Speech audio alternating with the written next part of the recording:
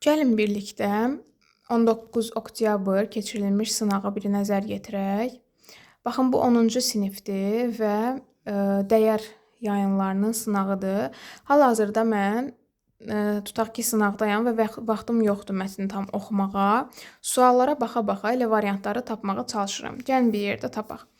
Baxın, heç vaxt birincidən başlamayın, mətnin əsas mənasından. Keçin 2-ni, 3-ü, 4-ü, 5-i eləyin. Avtomatik mətnin əsas mənası da ortaya çıxacaq axırda.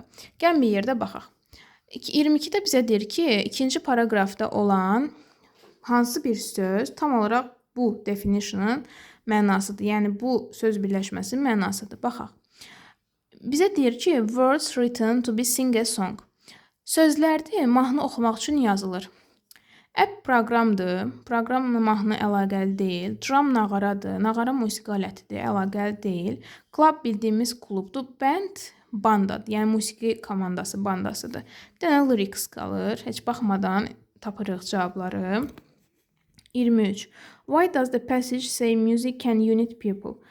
Mətndə niyə görə deyilir ki, mahnı insanları birləşdirir? Baxın, because everyone watches the same music videos.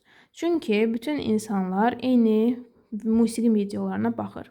Sizcə bu uyğun gələr? Yəni, insanların birləşməsində eyni musiqi mahnıları videolarına baxmağı normaldır, yəni düzgün cavabdır. Bəlkə də olar, bunu hələ ki saxlayaq, dəyməyək. Because all students plays a guitar and drum. Çünki bütün şagirdlər gitara və drum, nağara ifa eləyə bilir. Xeyr, bu düzgün deyil. Elə şagird var ki, heç birini ifa eləyə bilmir. Yəni, bu səhvdir. Baxın, burada only var. Buna heç oxumuram, avtomatik səhv qoyuram. Because a song is understood everywhere. Çünki mahnılar hər yerdə başa düşülür. Bu ola bilər. Because technology gives the free instruments. Çünki texnologiya pulsuz musiqi alətləri verir. Bu səhvdir. İndi qalırıq biz A və B arasında. B variantını daha çox yaxınıq. Çünki musiqi bütün ölkələrdə başa düşülür deyə biz insanları birləşdirir. Gəlin biz mətndən unite people sözünü axtaraq tapaq. Aha, baxın, buralarda yoxdur. Bir söz gedin həmişə, heç hamısını oxumayın.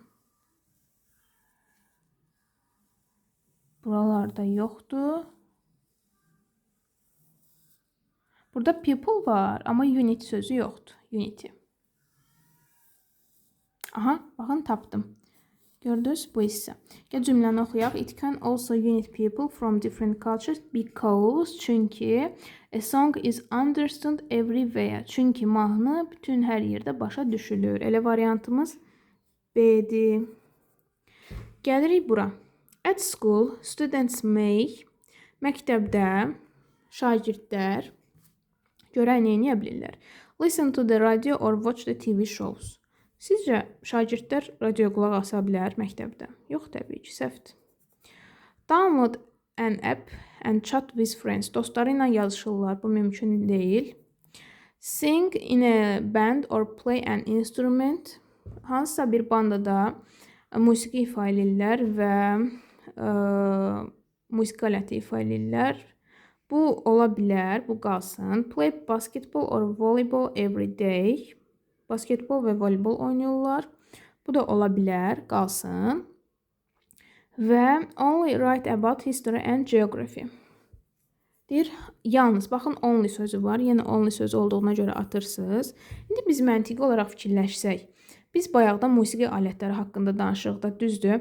Bura basketbol, voleybol necə gəldi? Ona görə səhvdir. Yəni, variantımız Y-dir. Gəlin, yenə də baxaq. At school students may sözünü axtaraq tapaq. Elə baxan kimi at schools they may sing in a band or play an instrument. Gördünüz? Eynisi. Keçirik 25-ə. True. True nədir? Düzgün. Bizə düzgün olan lazımdır. Music